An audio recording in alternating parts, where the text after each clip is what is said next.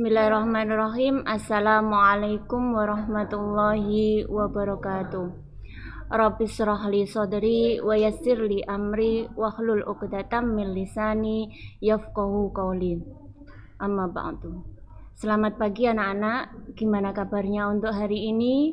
Semoga kita masih dalam lindungan Allah Subhanahu wa taala dengan diberikan nikmat sehat, sehingga pada pagi hari ini kita bisa melaksanakan pembelajaran daring dalam keadaan sehat dan lancar. Ya, sebelum kita melakukan pembelajaran daring kali ini, alangkah lebih baiknya kita berdoa dulu sebelum belajar.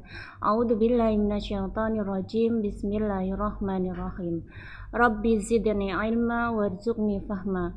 Ya Allah, tambahkanlah kepadaku ilmu dan berilah aku karunia untuk dapat memahaminya. Amin. Allahumma amin.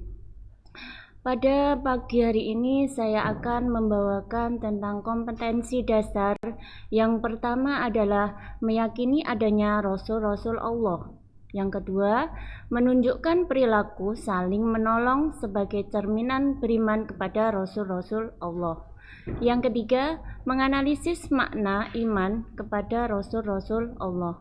Dan yang terakhir adalah menyajikan hubungan antara iman kepada Rasul-Rasul Allah dengan keteguhan dalam bertauhid, toleransi, ketaatan, dan kecintaan kepada Allah Subhanahu wa taala. Ya, pada bab 8 kali ini kita akan membahas tentang mengimani para Rasul Allah.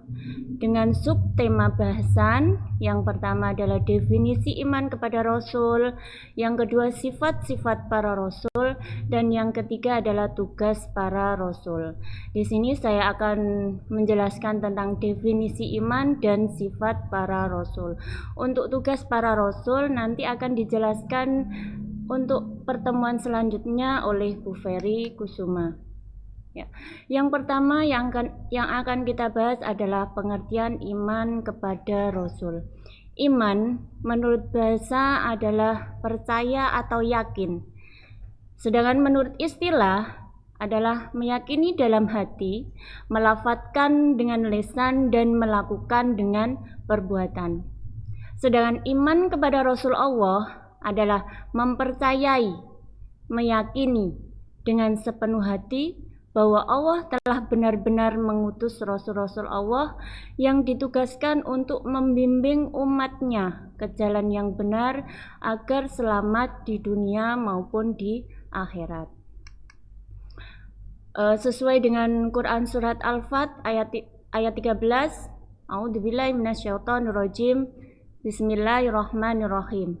Wa man lam yu'min billahi wa rasulihi fa inna a'tadna lil kafirina sa'ira, yang artinya, dan barang siapa tidak beriman kepada Allah dan Rasulnya, maka sesungguhnya kami telah menyediakan untuk orang-orang kafir itu neraka yang menyala-nyala.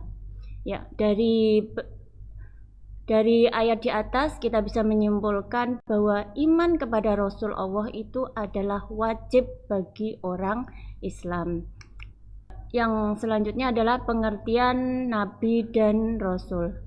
Nabi berasal dari bahasa Arab yang artinya adalah berita atau kabar.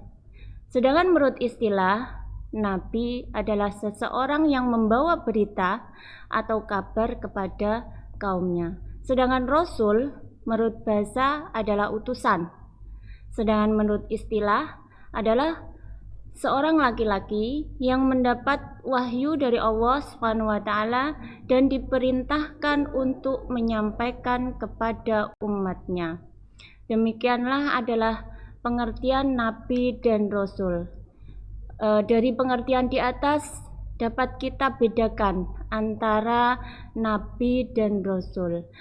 Rasul yang pertama yang membedakan dengan Nabi adalah seorang manusia yang diberi wahyu berupa syariat dan diperintahkan untuk menyampaikannya kepada umat manusia.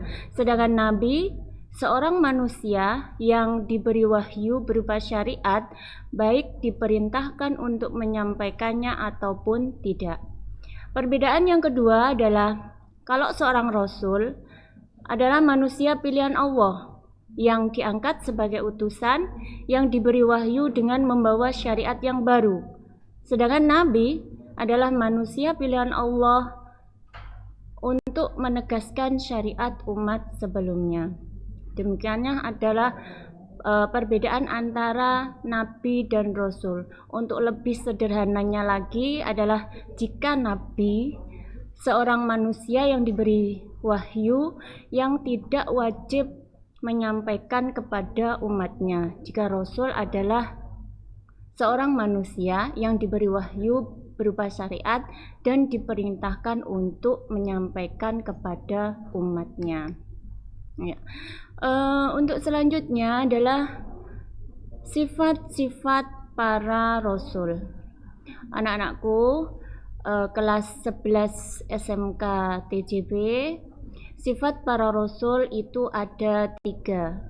Yang pertama adalah sifat wajib bagi rasul, yang kedua sifat mustahil bagi rasul, dan yang ketiga adalah sifat jaiz bagi rasul.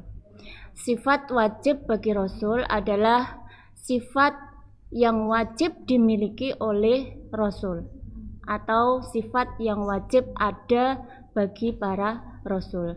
Sedangkan sifat mustahil adalah sifat yang tidak mungkin dimiliki oleh para rasul.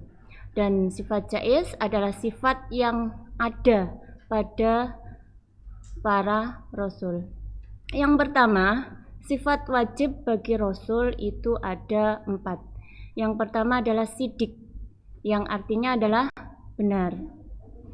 Maksudnya adalah seorang rasul pasti mempunyai sifat yang benar dalam ucapan maupun perbuatan, karena seorang rasul yang disampaikan ajarannya adalah berasal dari wahyu Allah SWT. Sifat wajib yang kedua adalah amanah, yang artinya adalah dapat dipercaya. Maksudnya adalah setiap rasul pasti orang yang memegang amanah dan tidak pernah berkhianat. Yang ketiga adalah tabligh, artinya adalah menyampaikan. Maksudnya adalah seorang rasul pasti menyampaikan apa yang diterima dari Allah SWT berupa wahyu. Yang keempat adalah fatonah, artinya adalah cerdas. Seorang rasul adalah manusia pilihan yang tidak mungkin berwatak bodoh. Jadi seorang rasul atau setiap rasul pasti mempunyai sifat yang cerdas, karena dia pasti bisa melakukan atau rujukan utama mengenai permasalahan agama bagi umatnya. Sedangkan sifat mustahil bagi rasul itu ada 4 juga. Yang pertama adalah kidzib. Kidzib artinya adalah dusta. Maksudnya adalah seorang rasul tidak mungkin berdusta atau berbohong untuk umatnya.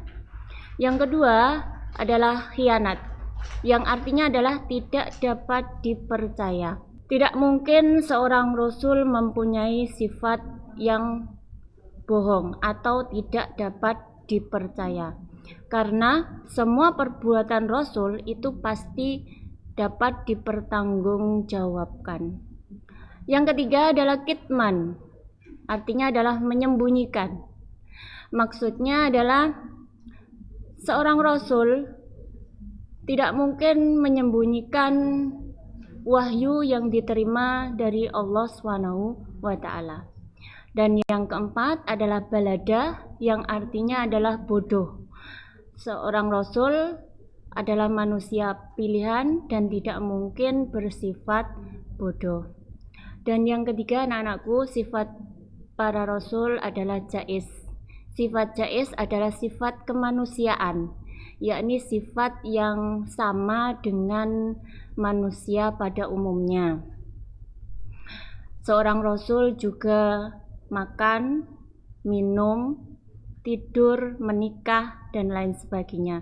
Yang membedakan seorang rasul dengan manusia pada umumnya adalah seorang rasul mempunyai sifat yang maksum, yang artinya adalah terjaga dari dosa.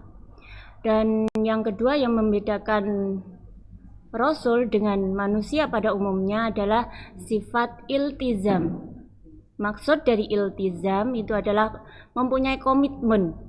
Seorang rasul mempunyai komitmen untuk menyampaikan wahyu kepada umat manusia atau umatnya. Ya, demikianlah yang dapat saya sampaikan. Semoga bermanfaat bagi kita semua, dan jangan lupa di-download materi di Taruna Sinau. Di situ juga ada beberapa pertanyaan yang harus kalian jawab. Silakan dijawab dan diupload di Taruna Sinau. Sekian saja, wabillahi taufik wal hidayah, waridho wal inayah. Wassalamualaikum warahmatullahi wabarakatuh.